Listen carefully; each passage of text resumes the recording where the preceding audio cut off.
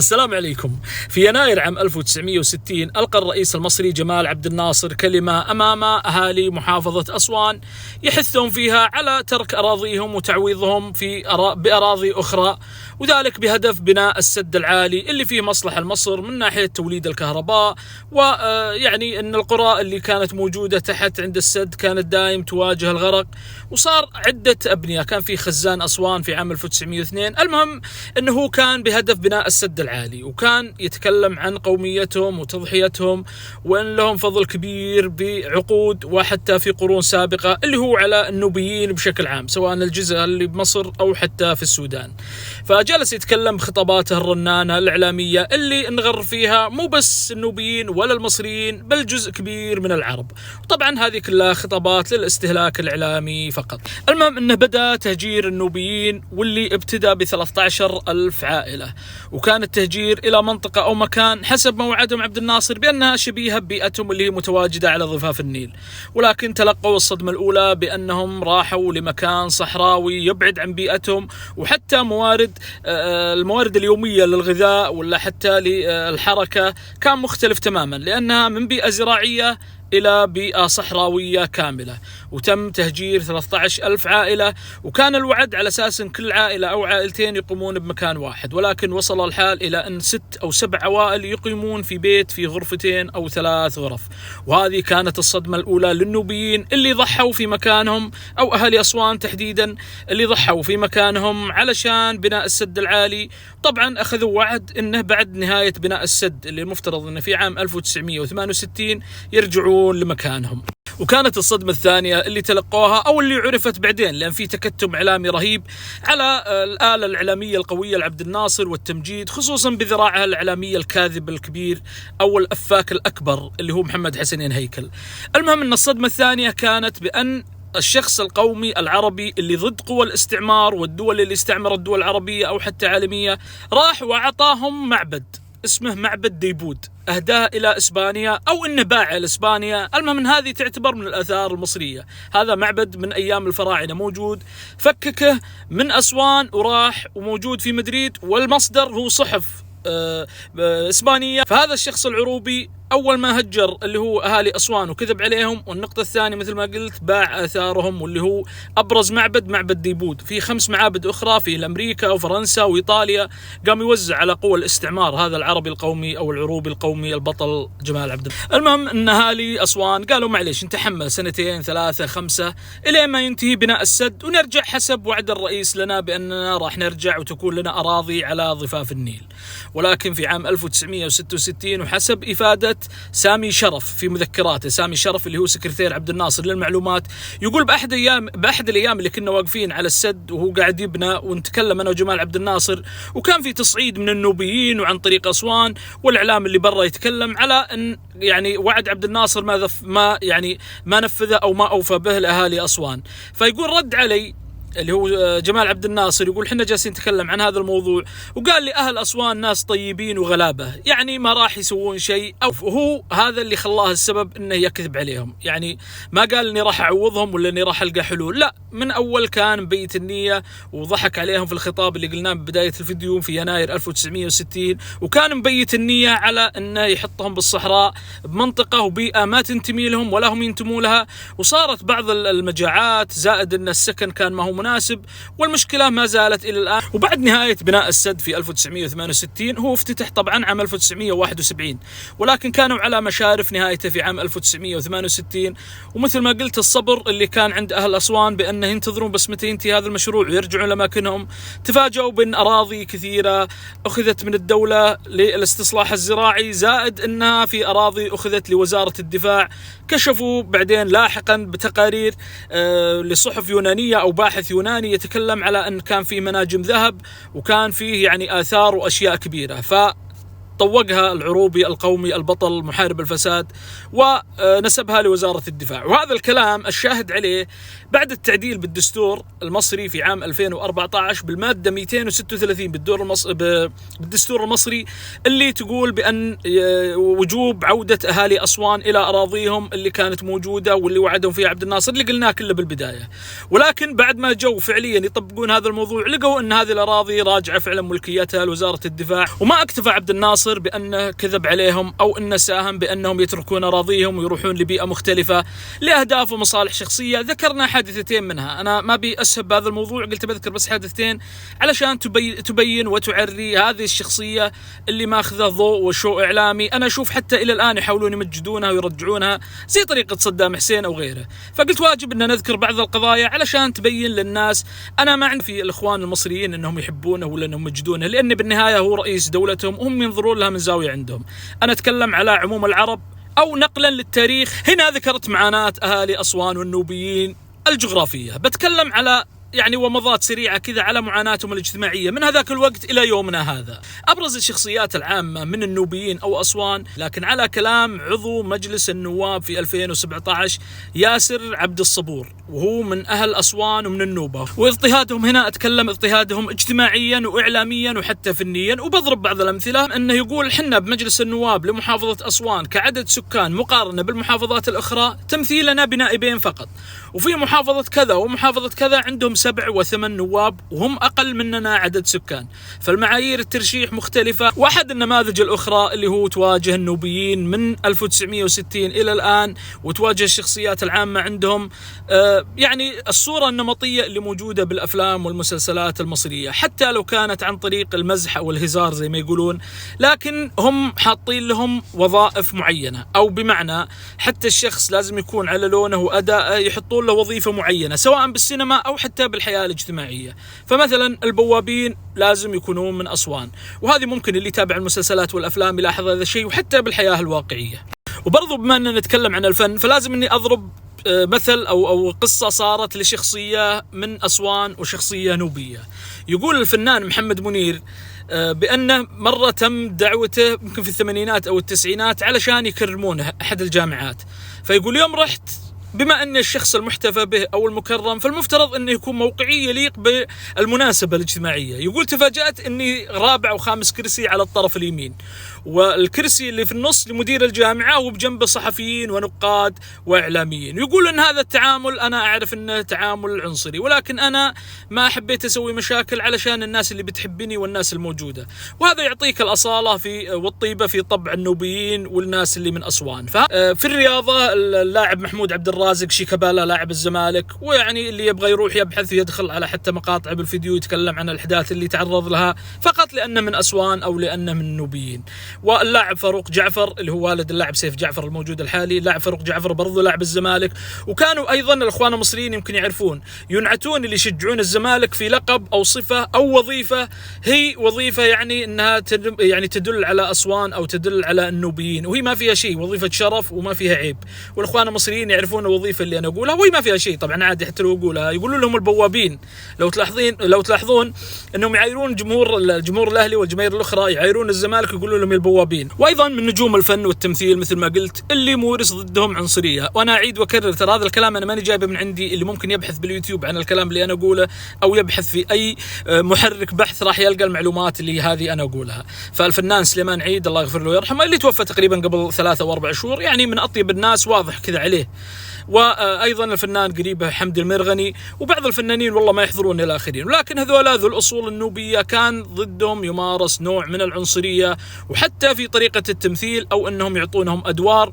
بختم هذه القصة في قاضي كان يعمل في أسوان، فسألوه عن تعامل محافظة أسوان ولا النوبيين اللي هو موجود عندهم، اللي هجروا من أراضيهم وراحوا لأراضي ثانية ولكن برضو تعتبر من محافظة أسوان. فتكلم عنهم يقول ما وجد أفضل صفة وجدتها عندهم اللي هي الصدق. لا يمكن أن شخص نوبي أو شخص من أسوان يكذب عليك، بعكس الموجودين عندنا الآن في مصر. فجلسوا يصفقون له وكذا، يقول بعكس المصريين الموجودين. قالها كذا باللفظ، وهذا الفيديو الآن بعرضه. لم أرى فيها نوبيا في النوبة في النوبي لما بيطلع من النوبة أحيانا بغير أخلاقه شوي، لكن جوه النوبة لم أرى نوبيا يكذب الكذب سمة مصرية، لم أرى نوبيا يكذب.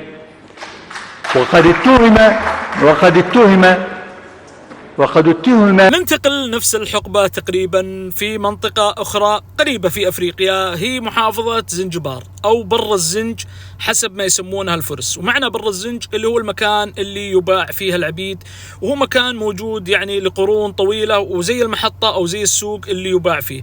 فمع تلاقح الثقافات مع بعض أو كذا، وصل الوضع إلى تسميته في سواء الوطن العربي أو حتى في دول العالم إلى اسم زنجبار. وكانت هذه زنجبار تتكون من عرقيات، أبرزها العرب اللي تقريبا فيها أغلب التجار عرب، والناس اللي يعني المثقفين والمعلمين أغلبهم عرب، والثانيين العبيد من جنسيات أخرى. أنا يوم أقول عبيد اللي هو أقصد الزنوج الأفارقة اللي كانوا يباعون كعبيد لقرون طويلة، فمن دول مختلفة، غانا أوغندا، الدول القريبة. فكان هذا التشكيل أو المكون الاجتماعي في زنجبار. فكانت زي ما يقولون السلطة والعلم والتجارة في يد العرب.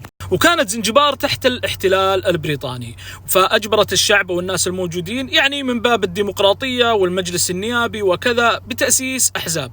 فهنا تم تأسيس الحزب الوطني في زنجبار اللي هم عرب بقيادة شخص اسمه جمشيد عبد الله. والحزب في حزب انشق عنه اسمه حزب الكرامة أو حزب الكرامة العربي، كان مدعوم من جمال عبد الناصر. أنا كل القصة دي ترى عشان أربط لكم جمال عبد الناصر في القضيتين، الأولى اللي في أسوان وهذه الثانية. فقال لهم حنا ما نعتمد على الحكام اللي يعني ينصبون من دول الاستعمار، دققوا بدول الاستعمار ولا تنسون المعبد اللي باع لإسبانيا.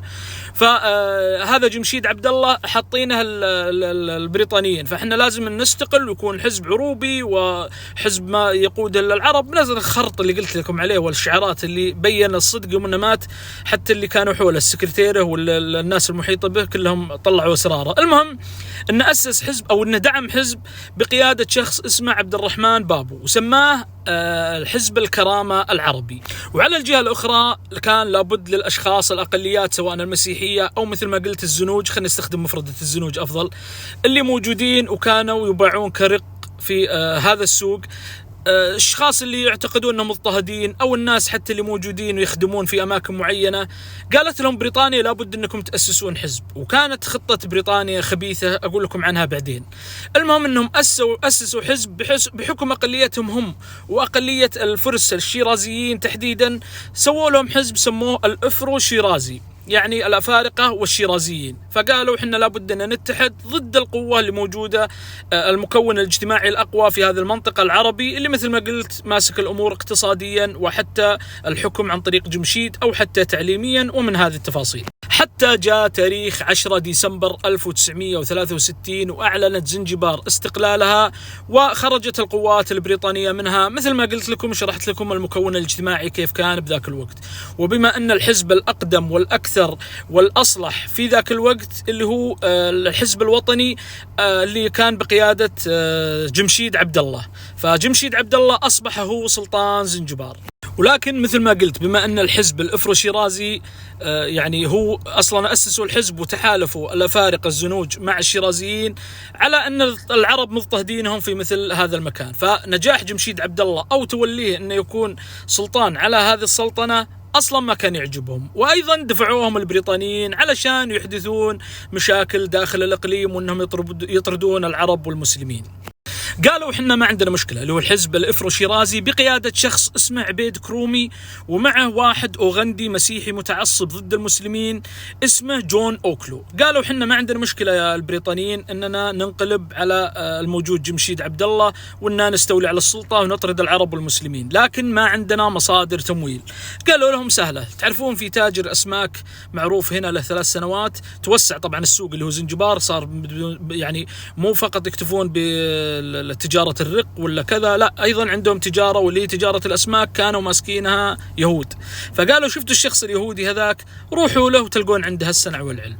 راحوا للتاجر هذا واللي اسمه ميشيل ليزنبرغ وهو تاجر يهودي، فقالوا له أن نحتاج تمويل وحنا جايينك من طرف فلان، جايينه من طرف البريطانيين قبل لا يطلعون، ونحتاجك انك تدعمنا، والمصالح كلها التقت، فاحنا نبغاك تدعمنا ضد المسلمين والعرب علشان نطردهم. قال لهم هذه ابرك ساعة هبد، لكن عطوني كم يوم وأنتم كيف تنظيمكم كالحزب علشان نتفق على الخطوط العريضة من ناحية التمويل المادي، وأي شيء تحتاجونه أنا راح أجيب لكم سواء للأسلحة أو حتى إذا احتجتوا مادة. فهم ما استغربوا أن هذا تاجر موجود لسنوات وجالس زي كذا، يوم فزعوه على سالفة فلوس وأسلحة قال أبد الأمور عندي كويسة. فراح اتصل اللي هو هذا التاجر ميشيل بضابط الموساد ديفيد كيمشي، وهذا كان مسؤول على التجار وتوزيعهم في السواحل والأماكن هذه، ضابط موساد. فقال لهم على الوضع وان في حزب اسمه الإفرو شيرازي يبغى يطرد العرب والمسلمين من هذا المكان. فقال له ممتاز جدا، قدم لهم كل التسهيلات والأمور المادية والترتيبات والخطة كاملة علشان ما يصير في خطأ. أما الحزب الثالث اللي هو حزب الكرامة المدعوم من جمال عبد الناصر، واللي كان مثل ما قلت رئيس الحزب شخص اسمه عبد الرحمن بابل، كان في واحد ثاني أو عبد الرحمن بابو عفوا، كان في شخص اسمه محمد اللكمي، وهذا محمد تم تعيينه كسفير لسلطنة زنجبار في القاهرة، طبعا بطلب من جمال عبد الناصر، يبغى شخص قريب عنده. فكانوا يعني يدورون الدعم وقالوا له على أن الإفرو شيرازي عندهم كذا وكذا وكذا، وأنهم يعني متحدين. طبعا ما يدرون أنهم تعاونوا مع الموساد، لكن يقولون أنهم اتحدوا يعني الزنوج مع الفرس. والحزب اللي حنا ضده يعني مع أن كلنا عرب ومسلمين اللي هو الحزب الوطني اللي بقيادة جمشيد عبد الله، هو الآن مستولي على السلطة، وأيضا تاجر وله علاقات خارجية وشغله يعني ممتاز. وقبل بداية الصراع والترتيبات الأخيرة مثل ما قلت بإشراف بريطاني عام وبدعم وتمويل من الموساد من إسرائيل والأرض والعسكر والناس الميدانية كلهم، الحزب الإفرو شيرازي راحوا للدولة المحاذية علشان يحمون ظهرهم. راحوا البريطانيين وضغطوا على رئيس دولة تنجنيقيا، بعدين راح أعلمكم الدولة هذه وش صارت. فهذا رئيس تنجنيقيا اللي اسمه جوديوس، قالوا يا جوديوس حنا نبغى نطرد العرب والمسلمين. طبعا هو مسيحي متعصب، فعنده علاقة مع جون أوكيلو اللي مثل ما قلت القائد العسكري، وأيضا مع بيد كرومي اللي هو الحزب نفسه الإفرو شيرازي. فكلهم التقت مصالحهم الخمس أو ست أحزاب، والحزب الوطني كان وحيدا. يعني حتى حزب الكرامة اللي المفروض أنه أقرب شيء له العرب والمسلمين اللي كان مدعوم من جمال عبد الناصر، لا، جمال عبد الناصر يبغاهم لحالهم، وعين حتى سفير عنده بالقاهرة يتبع فقط للحزب ما له علاقة بالدولة. حتى وصلنا لتاريخ 12 يناير عام 1964 واللي كان بداية الانقلاب اللي قاده جون أوكيلو مع 600 عسكري. فدخل على المدارس وعلى الأسواق وكانوا يقتلون العرب، واللي قدر ينحاش واللي قدر يهرب باتجاه سلطنة عمان وإلى سواحل عمان، واللي قدر يهرب بأفريقيا، واللي قدر يهرب عن طريق البحر. فأوقعوا مجزرة عظيمة وكبيرة كان التاريخ ممكن يتكتم عليها، مثل ما قلت بإشراف بريطاني وبتمويل إسرائيلي. ومع الساعات الأولى للانقلاب قدر جمشيد عبد الله اللي هو سلطان زنجبار بالهروب عن طريق البحر ومع 60 شخص، أبرزهم كان شاعر اسمه إبراهيم جمعة. وفعلا بعد ما قدر انه يوصل لبريطانيا وتقريبا جلس الى عام 2024 وطلب انه يرجع الى سلطنة عمان، وموجود عمره 95 سنة رجع الى سلطنة عمان، كان مقيم كل هذه الفترة حوالي 60 سنة موجود في بريطانيا. وبما أن ذكرنا عبد الله جمشيد والشاعر اللي مثل ما قلت معه إبراهيم جمعة، فيقول بأحد الأيام يعني بعد سنوات جلس يتوجد وجتنا كذا نسمة هواء ممتازة. هذا إبراهيم جمعة يسولف، يقولوا جالس أنا وجمشيد عبد الله واللي كان يتوجد على الأوضاع اللي بزنجبار، وأنه يعني يتمنى لو يرجع يوم هناك، وأنه كيف كان وضعه وكيف صار الآن شبه لاجئ في بريطانيا. إنه يقول إبراهيم جمعة، يقول كتبت على لسان جمشيد عبد الله قصيدة اللي هي غنيت بعدين وصارت مشهورة طبعا بعد ما غنيت، يعني عام بالتسعينات غناها عبد الله بالخير، لسيليا هي اللدان، اللي هو اللدان اللي هو معناها الأرض الرطبة، جانا الهواء من زنجبار. ويمكن اللي يعني يبغى يرجع للأغنية ما سمعها، أو الناس اللي من جيلي أو حتى الجيل اللي قبلي يمكن مرت عليهم الأغنية وكانت أغنية راقصة أكثر من أن توجد. ترى هذا سبب هذه الأغنية، يعني كانت على جراح وعلى يعني المآسي، ولكن عبد الله بالخير ما شاء الله عليه يرقص على شيء، لو تعطيه قصيدة رثاء ما شاء الله خلاها أغنية وجلسوا يرقصون عليها.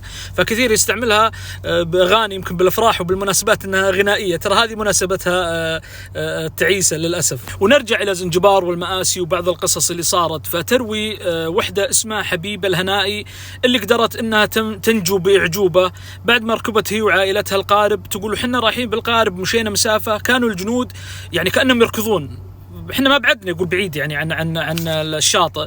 فتقول يعني ما قالوا هذول مثلا هربوا وخلاص خلنا نروح نقتل الباقيين الموجودين بزنجبار وكان الهدف فقط التهجير، لا، تقول جو اقتلوا ابوي وامي واشخاص من عائلتها، وهي نجت باعجوبه.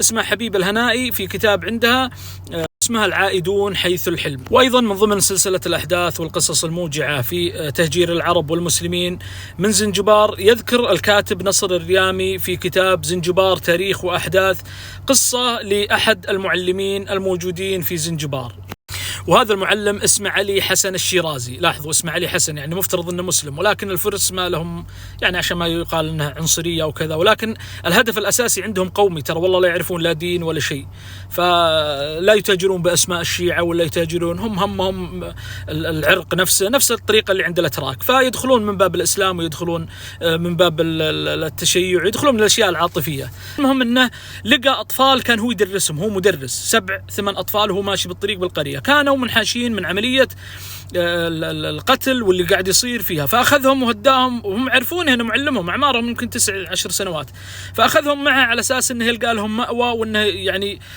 يحطهم بمكان آمن. هو معلمهم زائد انهم أطفال ينتظرون أي أحد، فأخذهم معه لأحد البساتين القريبة أو المزارع القريبة، الحقول القريبة، واللي كانت تخص المزارع الفلاحين كانوا يزرعون فيها جوز الهند. فاللي يزرعون جوز الهند كان يحطون الحفر كذا طويلة شوي، فنزلهم بهذه الحفر، وطلع هو نزلهم يعني علشان يخليهم يتطمنون له، فنزلهم كلهم في حفرتين، وطلع وسحب السلالم وجلس ينتظر العسكر او الناس حقين جون اوكيلو لما جو واقتلوهم وهم موجودين.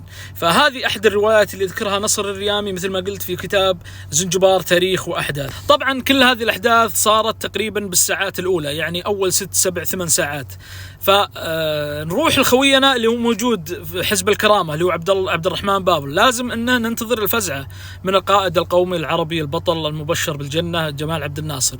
فبعد المجزرة اللي صارت عرقية ضد العرب والمسلمون، هو المفروض أن يتدخل كعرب، والمسلمون هم عليه من السالفة هذه، فراح له اللي هو أحمد اللمكي اللي هو مثل ما قلت السفير موجود بالقاهرة، وحاول أكثر من مرة أنه يدخل عليه وأنه يبلغه باللي حدث في زنجبار، وأن الإعلام يتكتم عليها، لأن مثل ما قلت لكم بغطاء بريطاني وإسرائيلي، فما في أحد يدري عن الموضوع. بعد شوي بقول لكم شلون كشفت. فراح له ولا استقبله ولا دخله، وعرف بالموضوع عن طريق سكرتيره، قال له أن كذا كذا صاير في زنجبار. بعد نجاح هذه الثورة قالوا هذول عبيد كرومي ورئيس تنجنيقي اللي قلت لكم عليه الدولة اللي بجنبهم، قالوا الحين انتهى هذا دوره اللي هو جون اوكيلو، خلصناه وخذنا منه اللي نبي وصفى لنا الدنيا كلها. فانقلبوا عليه وطردوه وراح الى اوغندا، وسافر وهرب الى عيدي امين واختفى هناك. ما يقال عنه انه صفاه عيدي امين او صار زي والمعروف اللي هو الجزار عيدي امين، واللي صار انقلاب عليه لاحقا. المهم انه بعد نجاح هذا الانقلاب اللي قادوه الحزب الافرو شيرازي وبمساعدة رئيس تنجنيقة، قرر عبيد كرومي ورئيس تنجنيقة بأنهم يضمون زنجبار إلى تنجنيقة، وتم تغيير الدولة وصارت اسمها جمهورية تنزانيا اللي معروفة الآن بتنزانيا، وصار زنجبار من ضمن أراضيها حتى اليوم. الأهم بهذه القصة إن لا لجان حقوق إنسان ولا غيره ما في أحد عرف عن الموضوع والمجزرة اللي صارت، وحتى جمشيد عبد الله حاول يتكلم عن الموضوع، لكن البريطانيين قالوا له خلاص اجلس انت اعطيناك إقامة، وتكتم عن الموضوع نهائي، لأن مثل ما قلت البريطانيين هم مشرفين على العملية بشكل كامل. ولكن حدثت الصدفة سبحان الله بأن يوم المجزرة هذا اللي صار 12 يناير كانت فيه طائرة تصور فيلم وثائقي موجود الآن حتى تلقونه على اليوتيوب، اسمه وداعا أفريقيا، فيلم إيطالي. فحاولوا اللي هو الحكومة البريطانية وغيره انهم يتوصلون له، لانهم صوروا المجزرة نفس المقطع اللي الان بعرض لكم، ترى هذا مصور من طائرة كانت تصور فيلم وثائقي، وبالصدفة صارت المجزرة قدامهم والمقابر الجماعية والاشياء اللي انتم شفتوها. فرفضوا ايطاليا انهم يتكتمون على هذا الموضوع، رغم انه اندفع لهم ملايين الدولارات علشان بس الفيديوهات هذه ما تطلع، لان مثل ما قلت بريطانيا ولا حتى اسرائيل ولا حتى جمشيد عبد الله ما خلوه يتكلم، وكانوا كلهم ينفون بان في مجزرة صارت بزنجبار ولا شيء. قالوا ان كانت في انتخابات وفاز الحزب هذا الافرو شيرازي، وان بعد التصويت قالوا اهالي زنجبار لازم ننضم لتنجنيقيا، وصارت دولة تنزانيا.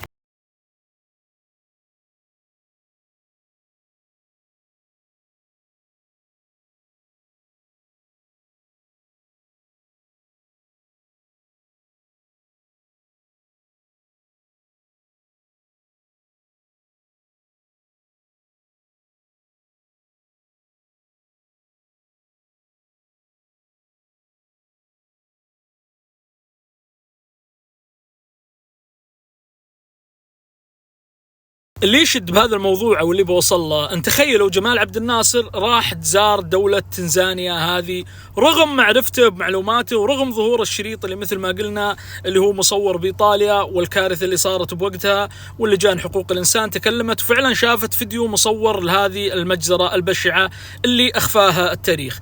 راح القائد العربي القومي البطل الشجاع الهمام وزار تنزانيا وهو يعرف المجازر اللي صارت بالعرب والمسلمين وبحزب اللي هو أسسه بقيادة عبد الرحمن بابلو، أو حتى الشخص اللي كان موجود عنده اللي هو أحمد اللمكي.